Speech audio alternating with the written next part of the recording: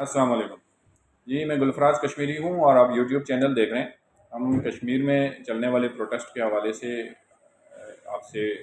گاہے بگاہے گفتگو کرتے ہیں۔ اسی سلسلے میں امید ہے سب لوگ خیریت سے ہوں گے۔ اب پروٹیسٹر تو اپنی جگہ پہ بیٹھے پروٹیسٹ کر رہے ہیں، نیشنل میڈیا کا رول جو ہے وہ سب لوگوں کے سامنے ہے، اور بیسک یہ ایک رائٹس کی موومنٹ تھی جس میں لوگ اپنے رائٹس کے حوالے سے وہاں کی حکومت اور وہاں کی انتظامیہ کے اگینسٹ پروٹیسٹ بھی کر رہے ہیں، مارچ بھی کر رہے ہیں، اور کافی لوگ ہیں۔ ایک چونکہ اس کے 2-3 دن سے تھوڑا سا جو لیڈران ہیں انہوں نے کوئی اسٹریٹجی چینج کی ہے تو لوگوں نے تھوڑا سا موو کیا ادھر ادھر، لیکن ابھی بھی کافی لوگ ہیں، 40 سے 50 ہزار لوگ فی الواقع ابھی تک وہاں دھرنے میں موجود ہیں۔ اچھا، اس میں ایک بڑی حیرت انگیز بات نکل کے سامنے آئی ہے، اور وہ یہ ہے کہ جو صدر آزاد قائم مقام صدر آزاد کشمیر ہیں لطیف اکبر صاحب، انہوں نے یہ کہا ہے کہ بھائی یہ جو نوٹیفیکیشن ہے جس سے جوائنٹ عوامی ایکشن کمیٹی کو کالعدم قرار دیا گیا ہے، یہ نوٹیفیکیشن تو میرے پاس آیا ہی نہیں ہے اور میں نے تو اس پہ سائن کیے ہی نہیں ہے۔ اب کوسچن یہ ہے کہ ڈیڈ لاک جو حکومت اور جوائنٹ عوامی ایکشن کمیٹی کے مابین اس وقت چل رہا ہے، جس سے وہاں بہت سارے لوگ متاثر ہو رہے ہیں، اور اب تو یہاں تک معاملات آ گئے ہیں کہ کھانے پینے کی خورد و نوش کی جو اشیاء ہیں ان کی شارٹیج بھی ہو رہی ہے، اس کے اوپر ڈیڈ لاک ہے، اور ڈیڈ لاک کی وجہ صرف یہ نوٹیفیکیشن ہے۔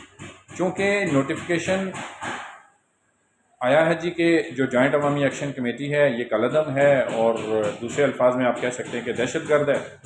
جبکہ اس نوٹیفیکیشن کو جاری کرنے کی اتھارٹی جو ہے وہ صدر آزاد کشمیر قائم مقام صدر آزاد کشمیر لطیف اکبر صاحب کے پاس ہے، اور لطیف اکبر صاحب یہ کہہ رہے ہیں کہ بھائی یہ نوٹیفیکیشن تو میرے پاس آیا ہی نہیں، اور نہ ہی میں نے ایسے کسی نوٹیفیکیشن پہ دستخط کیے ہیں۔ اب ہاں، کوسچن یہ ہے کہ آیا یہ نوٹیفیکیشن کیسے سرکولیٹ ہو گیا، اور انتظامیہ نے اس پہ عمل درآمد بھی شروع کر دیا،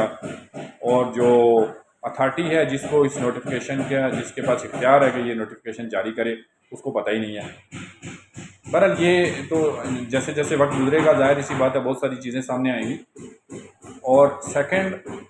جو 13 سیٹس ہیں، 13 سیٹس میں اس لیے کہتا ہوں کہ ایک سیٹ جو ہے اوورسیز کے لیے ہے۔ اوورسیز کی جو سیٹ ہے اس سے وہاں کی جوائنٹ عوامی ایکشن کمیٹی کو بھی کوئی اعتراض نہیں ہے، وہاں کی عوام کو بھی اعتراض نہیں ہے، پیچھے بچتی ہیں 12 سیٹ۔ اب ان 12 سیٹس کا ان کو نقصان کیا ہے؟ نقصان 2-3 نقصان ہیں ان کو۔ ایک تو میرٹ پہ چیزیں نہیں چل رہی ہوتی، اب وہاں پہ کوٹا سسٹم ہے، ان 12 سیٹوں کو بھی کوٹا ملتا ہے، اور وہاں پہ اسپیشلی جو میڈیکل کے اور جو انجینئرنگ کے طلباء ہوتے ہیں، طالبات ہوتی ہیں، جو محنتی لوگ ہوتے ہیں، اب اس فیلڈ کے لیے ظاہر ہے میرٹ بہت ہائی ہے،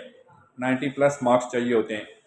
لیکن اب وہ 90+ مارکس لینے والے جو لوگ ہیں وہ تو ان کو تو سیٹ ملے گی نہیں ملے گی، لیکن جو کوٹا سسٹم ہے اس میں جناب 75% مارکس والے لوگ بھی جا رہے ہوتے ہیں، چونکہ وہ مہاجرین کی سیٹوں 12 جو سیٹس ہیں ان کو کوٹا سسٹم مل رہا ہے۔ ایسے یہ ایک میرٹ کے اگینسٹ بھی بات ہے، اور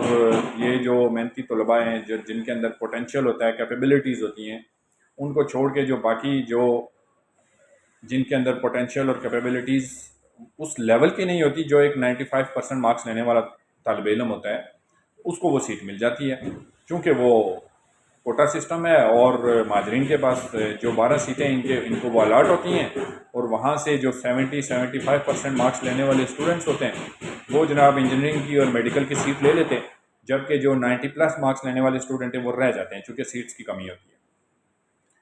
دوسرا بڑا نقصان جو ہے وہ مالی نقصان ہے۔ دیکھیں، یہ جتنے بھی لوگ ہیں 53 سیٹس ہیں، ان کے بہت بڑے بجٹس ہوتے ہیں، بہت بڑے بجٹس ہوتے ہیں، اور وہ بجٹس اور اسکیمیں اور بہت ساری ایسی چیزیں ہوتی ہیں۔ اب وہ جو 40 لوگ ہیں انہوں نے چونکہ عوام کے پاس جانا ہے اور ان سے ووٹ لینا ہے، پھر اسمبلی میں جانا ہے، لیکن یہ جو 12 سیٹس ہیں ان کو اس سب کی ضرورت نہیں ہے، لیکن ان کی اسکیمیں، ان کی جو بجٹس ہیں وہ سارے ویسے کے ویسے ہی ہیں جیسے ان 40 لوگ ہیں۔ اور ان جو 12 سیٹوں پہ جو لوگ آتے ہیں مہاجرین مقیم پاکستان، تو ان کو ضرورت نہیں ہے لوگوں کے پاس جانے کی، یہ یہاں سے کوئی 30-40-70-60 ووٹ لے کے منتخب ہو جاتے ہیں، پھر اسمبلی جائیں نہ جائیں، کہیں فارن میں رہیں، وہ ان کی ثوابدید ہے، اور بجٹ بہرحال وہ پورے کا پورا اویل کر رہے ہوتے ہیں، اور اس میں کوئی کمی نہیں ہوتی۔ یہ دوسرا نقصان ہے جو یہ ایڈیشنل سیٹس ہیں آزاد کشمیر اسمبلی میں۔ اور پھر ایک تیسرا سب سے بڑا جو نقصان ہے وہ ہے سیاسی رشوت، جس کو آپ کہہ سکتے ہیں، یا پولیٹیکل انجینئرنگ کے لیے یہ 12 سیٹیں جو ہے یہ استعمال ہوتی ہیں، اور آپ کو پتہ ہوگا کہ اس سارے ٹینیور میں جو 5 سال کا ٹینیور ہوتا ہے الیکشن کے بعد کسی بھی جمہوری حکومت کو چلانے کے لیے، وہ ان لاسٹ 5 ایئرز میں کم از کم 4 دفعہ یہ حکومت چینج ہو چکی ہے، کبھی پی ٹی آئی، کبھی نون لیگ، کبھی کمبائن، کبھی پیپلز پارٹی۔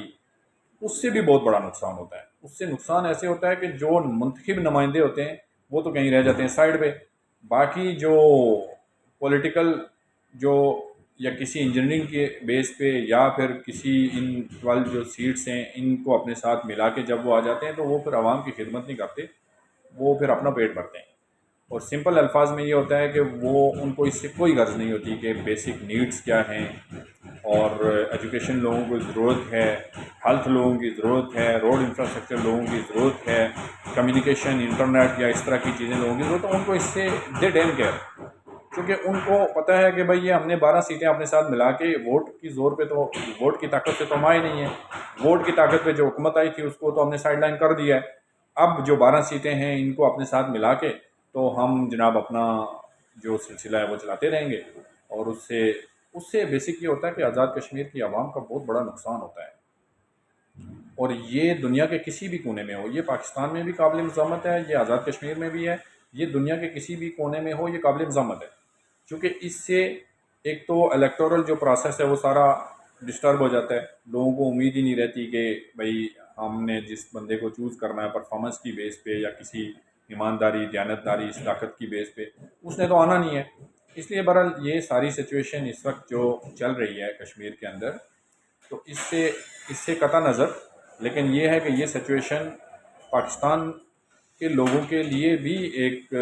مشعل راہ بن سکتی ہے۔ اگر وہ لوگ وہاں پہ کامیاب ہوتے ہیں تو پھر پاکستان میں بھی لوگ اپنے رائٹس کے لیے ایک موومنٹ کر سکتے ہیں، اور اگر وہ لوگ کامیاب ہوتے ہیں تو ڈیفینیٹ بات ہے کہ یہ ایک ٹھنڈی ہوا کا جھونکا ہوگا پورے پاکستان کے لیے۔ اپنا خیال رکھیے گا، بہت بہت شکریہ۔